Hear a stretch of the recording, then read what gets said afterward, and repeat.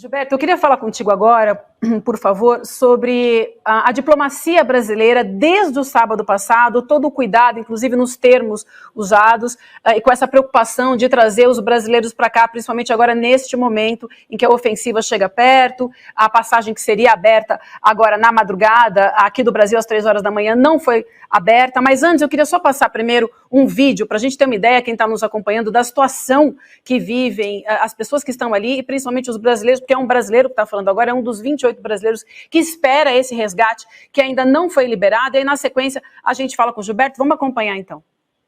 Essa estação de hoje também nem parou o ataque, eu cheguei só para carregar celular, ia para pegar água, pão, mas não consegui pão ainda. Explodiram, atacaram uma casa para pessoas civis aqui, bastante gente ferida. O sistema do resgate ainda não está funcionando, porque lá pessoa no hospital, pessoas feridas estão correndo na rua, se dá para ouvir, mas infelizmente está muito difícil, gente. A bomba caindo todos os lados. Casa na esquina foi destruído completo, bastante gente ferido, morto. Não dá para resgatar ninguém, É um drama terrível que vivem esses brasileiros. Parte dos brasileiros já foi transferida ali para Rafah, onde eles aguardam a passagem.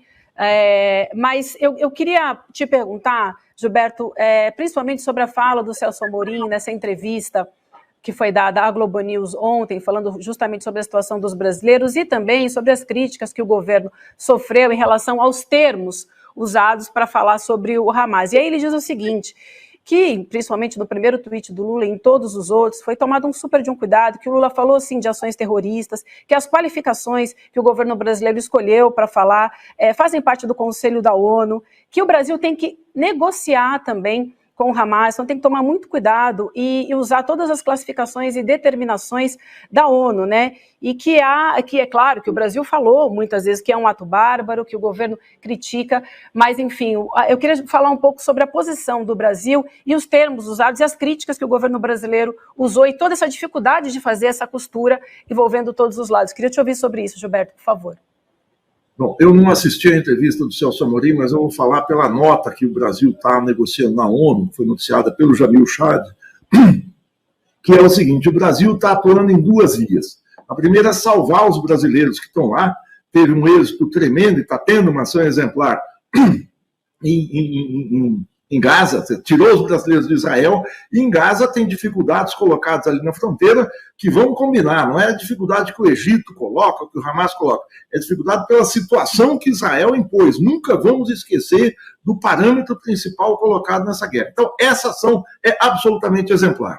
A outra ação que está sendo feita na ONU, o Brasil, como partícipe desse grande conglomerado internacional que tenta encontrar uma saída, por estar na posição de presidente do Conselho de Segurança da ONU, é algo ainda nebuloso. Nebuloso pelo seguinte, até hoje a ONU não classifica o Hamas como um grupo terrorista. Aliás, o conceito de terrorista é elástico e é usado à torto e à direito, de acordo com cada situação e de acordo com quem acusa.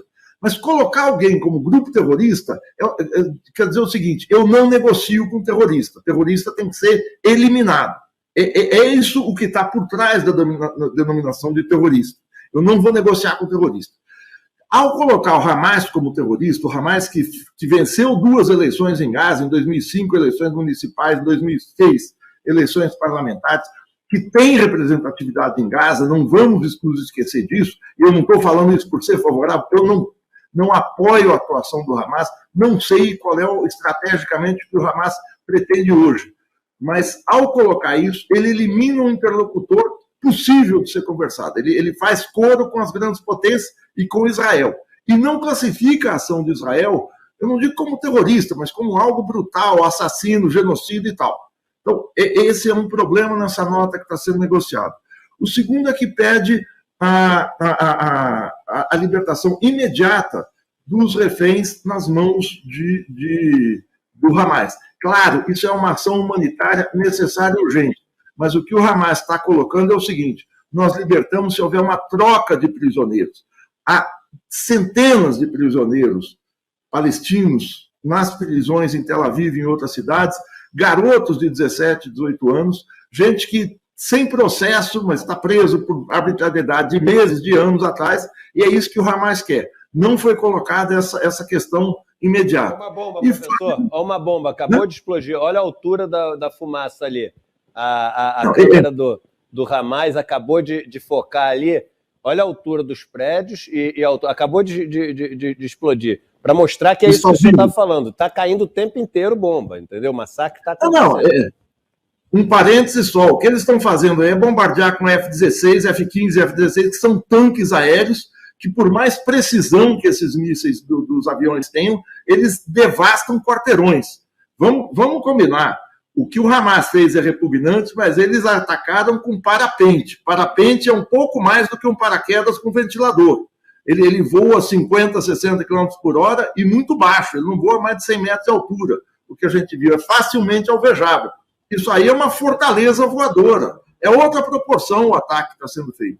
Mas deixa eu só corrigir. Eu falei, eles estão dizendo que eu falei câmara do Hamas, é a câmara da Reuters, tá? É a câmara da Reuters, que a gente estava falando aqui do Hamas, partido político, de não sei o quê. É a câmera da Reuters que está filmando isso. A Reuters é que está fazendo uma das melhores coberturas. E que teve um repórter morto também. Isso. Exato, exatamente. Está lá no front de batalha. A segunda é o seguinte, é a libertação unilateral dos reféns.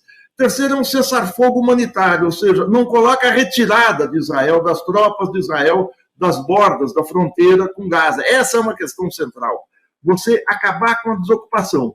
A proposta russa é uma proposta que caminha nessa direção, mas avança algumas casas. É um cessar-fogo imediato, a retirada das tropas de Gaza, das tropas da fronteira, cessação dos bombardeios e volta da população ao norte de Gaza, quer dizer, acabar com a invasão israelense. E a criação imediata de 2 estados, que está sendo negociado desde 1948, os acordos de Oslo em 1993 colocavam a questão dos 2 estados, uma discussão se vai ser um estado binacional, tem gente, mas é uma posição minoritária hoje, mas a criação de 2 estados, ou seja, resolveu o problema no longo curso. É interessante, agora, o que o Brasil está fazendo é tentando contentar interesses de Israel e dos Estados Unidos e pode não contentar as posições da Rússia e da China. A China tem se colocado de uma maneira muito cautelosa e a Rússia colocou essa proposta na mesa. A Rússia está numa posição diante do mundo vulnerável, ela está na guerra da Ucrânia, ela não vai tomar frente de nenhuma negociação maior, pelo menos no momento. Mas ela e a China têm poder de veto na ONU. Sempre lembrando, apesar do Brasil fazer parte hoje da presidência do Conselho de Segurança da ONU, o Brasil é membro rotativo do Conselho. São aqueles 10 membros que se alternam de 2 em 2 anos. Os 5 membros originais, os 5 membros permanentes, Estados Unidos, França, Inglaterra, Rússia e China, são os únicos que têm poder de veto. Qualquer veto de um deles, a resolução não é aprovada. Então, é claro que o Brasil tenta mediar nessa situação muito adversa no Conselho de Segurança. Agora, é preciso colocar esse cessar-fogo imediato e não um cessar-fogo momentâneo para que as pessoas possam sair. Eu digo, é possível negociar a saída, mas é muito difícil negociar a entrada dessa gente em qualquer outro lugar. Ainda mais numa situação em que a Europa, por exemplo, repudia os migrantes e toda a política eleitoral, todas as eleições da Europa tem como centro a questão do imigrante, com um favorecimento aí para a extrema-direita que é terminantemente contra a entrada de estrangeiros pobres do sul do continente.